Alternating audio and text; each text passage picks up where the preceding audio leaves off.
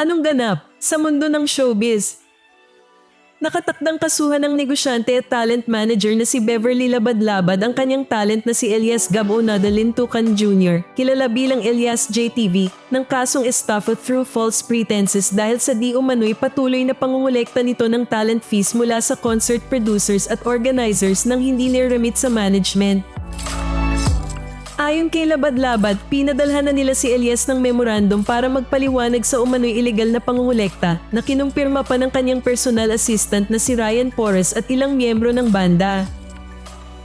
Narito ang listahan ng mga organizers at petsa na di umano'y kinuhaan ni Elias ng pera.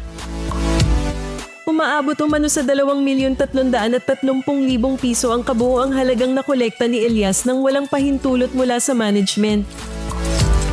Ayon sa abogado ni Labad-Labad na si Attorney Ivan Patrick Ang, malinaw sa kanilang management contract na walang authority si Elias na mangolekta ng talent fee. Aniya, posibleng multiple counts of estafa ang kaharapin nito na maaaring humantong sa parusang pagkakulong ng 20 hanggang 40 taon, reclusion perpetua, at obligasyon na isauli ang buong halaga. Kung mapapatunayan ang mga alegasyon, mas dapat bang pagtuunan ng pansin ng hustisya para sa management o pagpapatawad para sa artist para hindi masira ang kanyang karera?